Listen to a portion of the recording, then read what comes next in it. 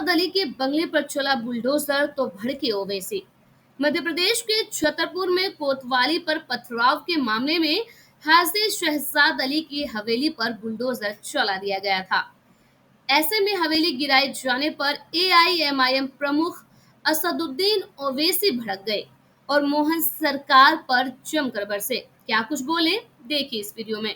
मेरे अजीज दोस्तों और बुजुर्गों, 21 अगस्त के दिन जो वाक़या छतरपुर मध्य प्रदेश में हुआ, मैं इसकी मजम्मत करता हूँ।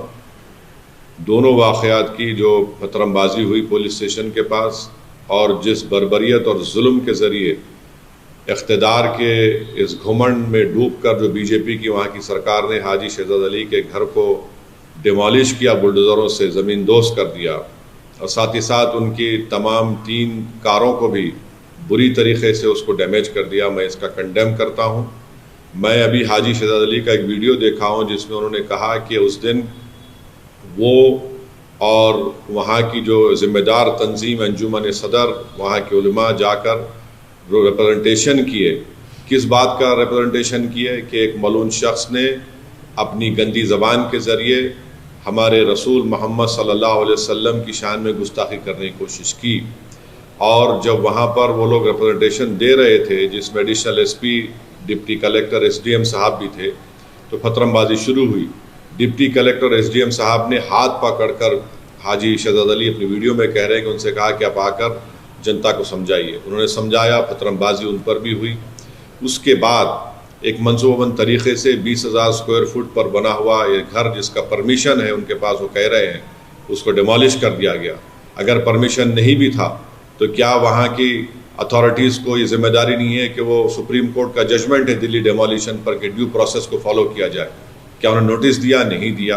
और फ़ौरन बुलडोज़र के ज़रिए उनके घर को तोड़ दिया गया, ज़मीन दोज़ कर दिया गया। और उसके बाद वहाँ पर मध्य प्रदेश की छतरपुर की पुलिस चंद एलिज लोगों, 21 को गिरफ्तार करके उनकी बेइज्जती करती है, रोड पर उनको चलाती है और उनके ज़बान से नारे लगवाती है। मैं ये कहना चाहूँगा कि सरकारें चलती हैं तो रूल ऑफ लॉ से चलती है, रूल ऑफ मॉब के ज़रिए नहीं। जो कुछ वहाँ पर हुआ रूल ऑफ मॉब के मुजाहरे हो रहे हैं।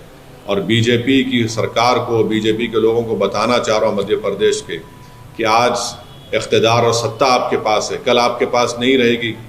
तो क्या जो सरकार आएगी, जनता उनको हटाएगी, तो क्या वो सरकार आपके ज़िम्मेदारों को, उनके घरों को तोड़ दें बुलडोज़र के ज़रिए, आपके चेहरों को काला कर कर आपको रोड पर परेड करवाएं? आप जो कुछ कर रहे हैं वो संविधान का वायलेशन है।